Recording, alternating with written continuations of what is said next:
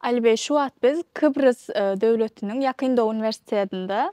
Şul üniversitetiň aýratynlyklary nämeler? Indi Seret Bägil, biz bugün eçenni bir näçe, belki onlardan köp üniversitetleri aýlandyk. Kiprdaky Ýakyn Dow Üniversitetinde ilki bilene Türkiýedeki sanawdaky üniversitelerde bizim türkmen talipler okujak bolan wagty medisina oru, lukmançylyk, stomatologiýa, farmasevtika ýaly bölümler narhlary has gymmat bolan üçin Türkmenistandan töleme, şo limitten geçip bilen oklar. Ýöne bärdeki üniversitetiň medisina, stomatologiýa, farmasevtika ýaly bölümleriniň ýyllyk tölegleri arzan. İki bölüp tölep bilýärler. Onun daşynda da mysal üçin mühendislik ýani injenerlik bölümlerinde nebit gaz bölümü var. Türkiýedeki gezdiğimiz üniversitelerde nebit gaz bölümü hiç görmedim. İnjenerlik fakültesinde okuyan talipler için maşin fabrikası bolmasa, elektriçesk maşinleri özleri üretýän eken, özleri çıkarıya verdi.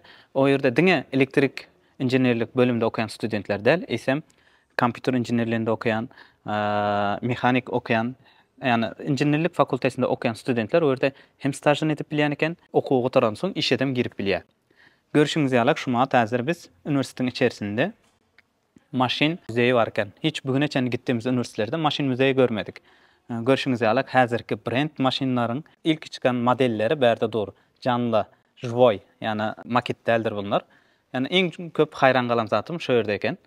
Diňe gadymy döwrdeki del, isem günümüzdeki brand maşinlarym aňyrky tarapda müzeyde ýer alypdyr. En köpüm şu ýere hayran galdym.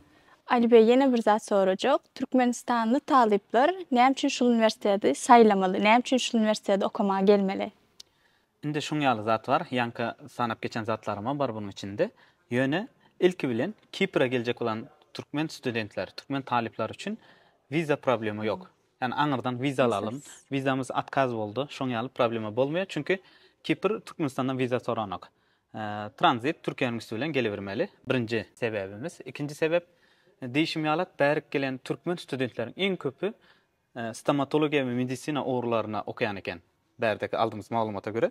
Çünkü yıllık tölegleri Türkiýedeki üniversitelere göre arzan. Birem sanawdaky üniversitet Türkmenistandan bank arkaly төлeme mümkinçiligi var.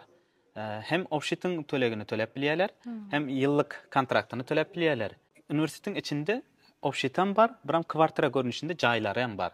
Islese, işte 3-4 kişi arenda kwartira jaýam alyp bilýär.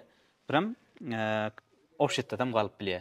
Üniversitetin içinde de birem üniversiteden şäher merkezine çen hem üniversitetin içerisinde Mogot avtobusları bar eken. Nebit gaz bölümü bar diýdim, ýanky sanak geçen zatlarymız. İlki gelende birinci dönemini tölenden soň ikinci semestrden başlap öňkü kaýtly bolan studentlere ýyllyk tölegini 4 taksit şeklinde 4'e bölüp töleme ýagdaýy bar.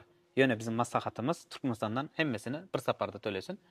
Yani her saparında uğraşmasın. Onda näme talipleri Ýakyn Dow Üniversitetine Ali Baba Akademiýasynyň üstünden ýerleşip hem arzanlaşyklardan peýdalanmak üçin çagyrýas. Şunu da aýdyp geçen, bizim firma özel hani başka grajdanlardan, isem diňe Türkmenistanlılar üçün 75% skidkamız var. Arzanlaşyşa gaçyrma. Aynen.